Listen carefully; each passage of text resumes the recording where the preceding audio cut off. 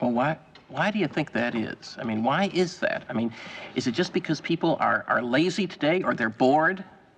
I mean, are we just like bored, spoiled children who've just been lying in the bathtub all day, just playing with their plastic duck, and now they're just thinking, well, what can I do? Okay, yes, we are bored.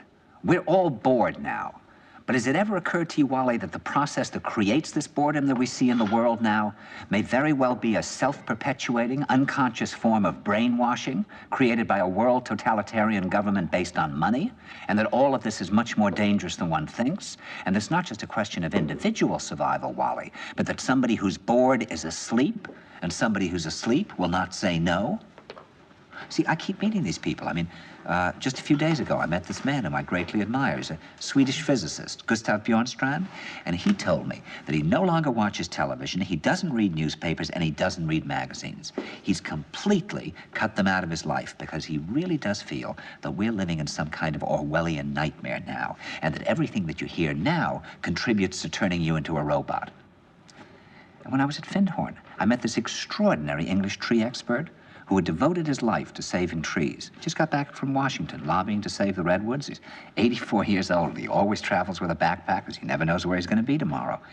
And when I met him at Findhorn, he said to me, "Where are you from?" And I said, "New York." He said, "Ah, New York, yes, that's a very interesting place. Do you know a lot of New Yorkers who keep talking about the fact that they want to leave but never do?" And I said, "Oh, yes." And he said, "Why do you think they don't leave?" I gave him different banal theories. He said, "Oh, I don't think it's that way at all."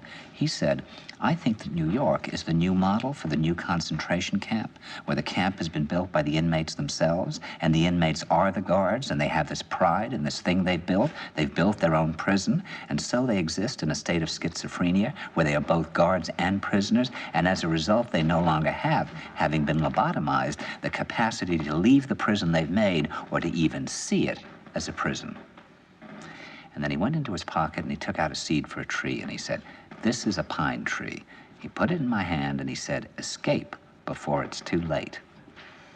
See, actually for 2 or 3 years now, Chiquita and I have had this very unpleasant feeling that we really should get out. And we really feel like Jews in Germany in the late 30s. Get out of here. Of course, the problem is where to go, because it seems quite obvious that the whole world is going in the same direction. See, I think it's quite possible that the 1960s represented the last burst of the human being before he was extinguished, and that this is the beginning of the rest of the future now, and that from now on there'll simply be all these robots walking around, feeling nothing, thinking nothing, and there'll be nobody left almost to remind them that there once was a species called a human being, with feelings and thoughts, and that history and memory are right now being erased, and soon nobody will really remember that life existed on the planet.